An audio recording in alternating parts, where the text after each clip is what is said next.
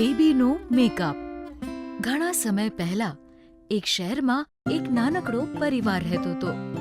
પરિવારમાં બેબી નામની એક 7 વર્ષની દીકરી એના મમ્મી પપ્પા સાથે રહેતી હતી.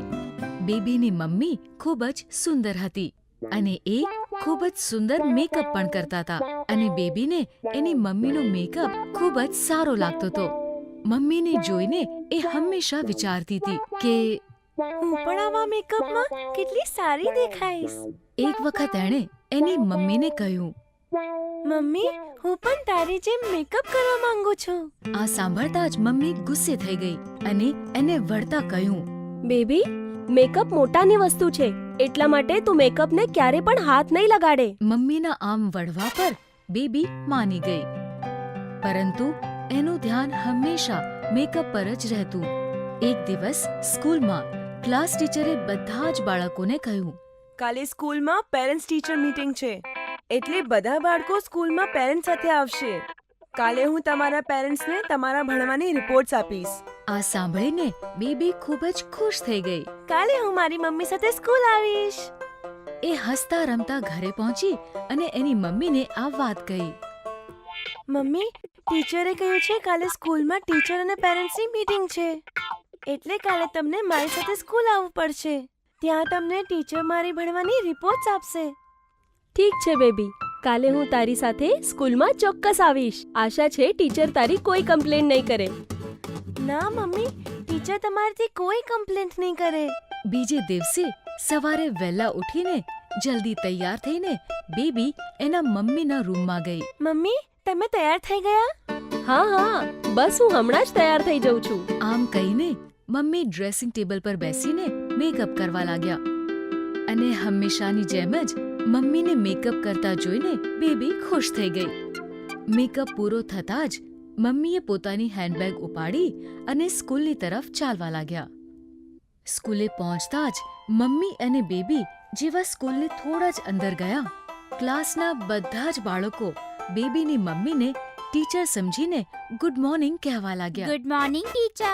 Good morning teacher. Good morning teacher. લાગે છે આ બધા બાળકો મારી મમ્મીને ટીચર સમજે છે. સમજે પણ કેમ નહીં, મારી મમ્મી આટલી સુંદર છે. એ બંને થોડા આગળ વધ્યા ત્યારે જ એક બીજી મમ્મી પોતાના બાળક સાથે એમની પાસે આવી અને બેબીની મમ્મીને કહ્યું, ટીચર, હું બંટીની મમ્મી છું. મારે તમને આને કમ્પ્લેન કરવાની છે. બેબીની મમ્મીએ એને રોકતા કહ્યું, ના, હું ટીચર નથી. હું પણ તમારી જેમ જ અહીંયા મારી છોકરીની રિપોર્ટ લેવા આવી છું. અચ્છા, તમે આટલો સુંદર મેકઅપ કર્યો છે કે મને લાગ્યું તમે ટીચર જ હશો. આમ કહીને બંટીની મમ્મી બંટીને લઈને ત્યાંથી નીકળી ગઈ. બેબીને આ વાત સાંભળીને ખૂબ જ સારું લાગ્યું.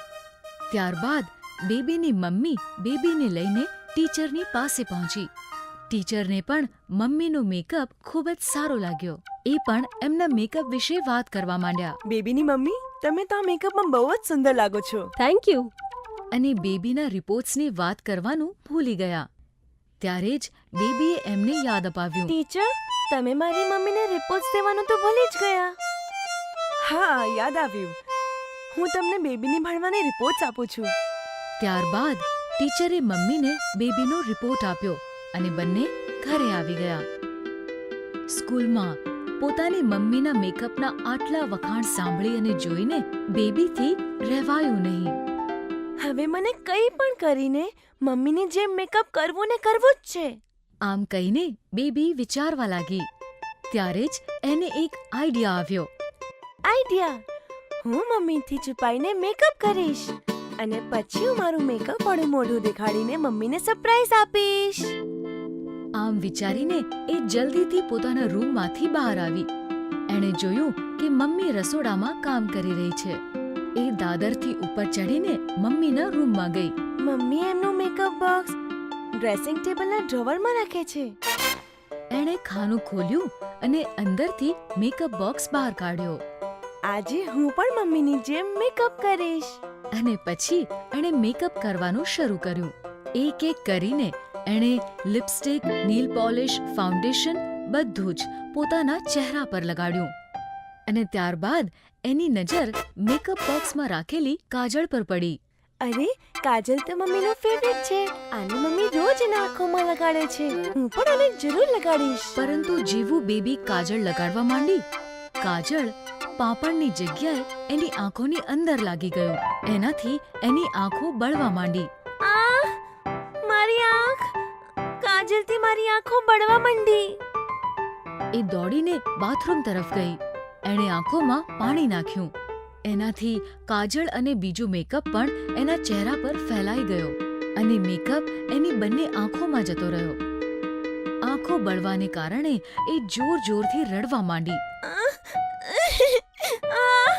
મારી આંખ, મમ્મી, મારી આંખ બહુ બળે છે. એનું રડવાનું સાંભળીને મમ્મી એની પાસે આવી. બેબીના ચહેરાનો મેકઅપ જોઈને મમ્મી હેરાન થઈ ગઈ અને બોલ્યા, આ તારા મોઢાને શું થઈ ગયું? મમ્મી, હું તો બસ તમારી જેમ મેકઅપ લગાડતી હતી. મેં તને મેકઅપથી દૂર રહેવા માટે કહ્યું હતું ને.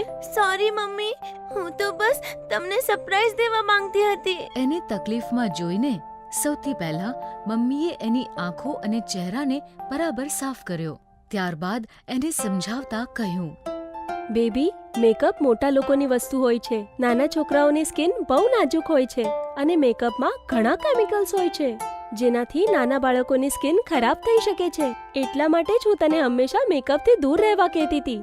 અને એમ પણ મેકઅપ લગાડવા માટે ઘણી પ્રેક્ટિસની જરૂર હોય છે. વગર પ્રેક્ટિસે મેકઅપ લગાડવાથી આવું જ થાય છે. અને અંતમાં બેબી સમજી ગઈ કે એની મમ્મી એને મેકઅપથી દૂર રહેવા કેમ કહેતી હતી.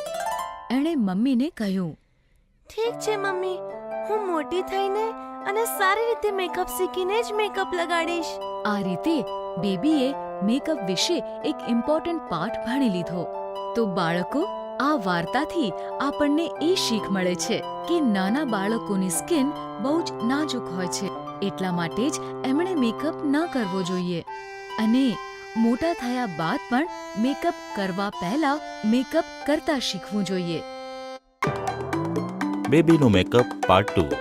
એક શહેરમાં નાનકડી બેબી મમ્મી પપ્પા સાથે રહેતી હતી. બેબીના પપ્પા ઓફિસ જતા હતા અને મમ્મી હાઉસવાઈફ હતી. સાથે સાથે મમ્મી એક પાર્લર પણ ચલાવતી હતી. ઘરમાં તેમનું એક નાનકડું પાર્લર હતું અને અડોશી પડોશીની સ્ત્રીઓ તેમની પાસે તેમની બ્યુટી વધારવા આવતી હતી. આ વાત ગરમીની સિઝનની છે. ગરમીની રજામાં બેબી બધો ટાઈમ મમ્મીની સાથે પાર્લરમાં જ વિતાવતી હતી. પાર્લરની વસ્તુઓ સાથે રમતી હતી અને મમ્મીનું કામ પણ જોતી હતી. ગરમીની સિઝન એટલે લગ્નની સિઝન. આ દિવસોમાં મમ્મી પાસે સ્ત્રીઓની ઘણી ભીડ રહેતી હતી અને સ્ત્રીઓની સાથે બેબીને હેન્ડલ કરીને મમ્મી ઘણી હેરાન થઈ જતી. બેબી, 1000 વખત કહ્યું છે પાર્લરના કોઈ પણ વસ્તુને હાથ ના લગાડ. શું થયું મમ્મી? બ્રશ નથી મળી રહ્યું. મેં તો બ્રશને હાથ નથી લગાડ્યો. મને ખબર છે, રમતા રમતા તે જ ક્યાંય રાખી દીધું હશે અને ભૂલી ગઈ હશે. ડોન્ટ વરી, હું બ્રશ શોધવામાં તમારી હેલ્પ કરું છું. કઈ જરૂર નથી, હું શોધી લઈશ. તું જા, તારી ફ્રેન્ડ સાથે રમ. બેચારી બેબી દુખી થઈ ગઈ. તેને તો મમ્મીનું કામ જોવું હતું. જ્યારે પણ પાર્લરમાં કોઈ સ્ત્રી ફેશિયલ કરાવવા અથવા મેકઅપ કરાવવા આવે ત્યારે મમ્મીની કામગીરી જોઈને બધા કસ્ટમર્સ ખુશ થઈ જતા. વાવ, કેટલી સુંદર લાગી રહી છું ને હું. જાદુ છે તમારા હાથમાં. આ સાંભળીને મમ્મીની સાથે બેબી પણ ખુશ થઈ જાય અને મમ્મીથી ઘણી ઇમ્પ્રેસ પણ. એક દિવસ બેબી તેની બહેનપણીઓ સાથે ગપ્પા મારી રહી હતી. હું તો મોટી થઈને આઈપીએસ ઓફિસર બનીશ. હું હિરોઈન બનીશ. બેબી, તું બોલ, તું મોટી થઈને શું બનીશ? હું તો મોટી થઈને મમ્મીની જેમ પાર્લર વાળી બનીશ. બેબીની વાત સાંભળીને બહેનપણીઓ હસવા લાગી. અરે, હસી કેમ રહ્યા છો? હિરોઈન અને આઈપીએસ ઓફિસર મેકઅપ ના કરતા હોય શું? તમને ખબર છે મારી મમ્મી કેટલો સરસ મેકઅપ કરે છે. હું પણ તેમની જેમ દુનિયાની બેસ્ટ પાર્લર વાળી બનીશ અને ખૂબ પૈસા કમાઈશ. એવા હતા બેબીના સપનાઓ, બિલકુલ તેના જેવા વાલા વાલા. મમ્મીના પાર્લરમાં મિસ બ્રિગેન્ઝા નામની એક સ્ત્રી આવતી હતી. મિસ બ્રિગેન્ઝા ઘણી ખડૂસ અને ગુસ્સાવાળી હતી. મિસ બ્રિગેન્ઝાના આવતા જ બેબી પાર્લરમાંથી ભાગી જતી. ખાલી બેબી જ નહીં, બેબીની મમ્મી પણ મિસ બ્રિગન્ઝાથી ડરી જતી. આ શું છે? આ આઈબ્રો સરખી કેમ નથી કરી? અને આ શું? કેટલા ચીપ પ્રોડક્ટ્સ યુઝ કરો છો તમે? અને તમારી બેબીનું પાર્લરમાં શું કામ? નેક્સ્ટ ટાઈમ બેબી પાર્લરમાં ના દેખાવી જોઈએ, સમજ્યા? આવી હતી મિસ બ્રિગન્ઝા. આપણી સ્ટોરીની વિલન. એક દિવસની વાત છે. મમ્મી માર્કેટમાંથી મેકઅપનો ઘણો બધો એક્સપેન્સિવ સામાન લઈને આવી હતી અને પાર્લરમાં રાખીને બહાર ગઈ હતી. તકનો લાભ લઈને બેબી બેનપણીઓ સાથે પાર્લરમાં આવી અને વસ્તુઓની સાથે રમવા લાગી. ત્યારે જ બેનપણીઓનું ધ્યાન મમ્મીના લાવેલા મેકઅપના સામાન ઉપર ગયું. વાવ, મેકઅપનો સામાન. અરે બધું જ છે આમાં. બેબી, તારે મમ્મીની જેમ પાર્લર વાળી બનવું હતું ને, તો આજે તું આ સામાનથી અમારો મેકઅપ કર. ના, મમ્મી નારાજ થઈ જશે. બસ થોડો જ કરી દે, મમ્મીને ખબર નહીં પડે. પછી શું હતું? બેબી માની ગઈ અને મમ્મીના લાવેલા સામાનથી બેનપણીઓનો મેકઅપ કરવા લાગી. એકદમ એવો જ જેવો મમ્મી કરતી હોય. વાવ, અમારું તો થઈ ગયું. હવે તારો વારો. બંને બેનપણીઓ મળીને બેબીનો મેકઅપ કરવા લાગી. આ રીતે રમવામાં મેકઅપનો બધો સામાન પૂરો થઈ ગયો. મમ્મી જ્યારે પાર્લરમાં આવી તો તેમણે જોયું કે મેકઅપનો બધો સામાન ખતમ થઈ ગયો છે. બેબીના ચહેરા પર મેકઅપ જોઈને મમ્મી બધું જ સમજી ગઈ. સોરી મમ્મી, રમવામાં બધો જ સામાન પૂરો થઈ ગયો. મમ્મી સોરી ને. પણ મમ્મીએ બેબી સાથે વાત જ ન કરી. તે બસ હેરાન થઈને ઊભી રહી. 5 મિનિટ પછી મિસ બ્રિગન્ઝા આવી. તેમને જોઈને બેબી મમ્મીની પાછળ સંતાઈ ગઈ. ચાલો, લગ્ન માટે લેટ થઈ રહી છું. ફટાફટ મેકઅપ કરી આપો.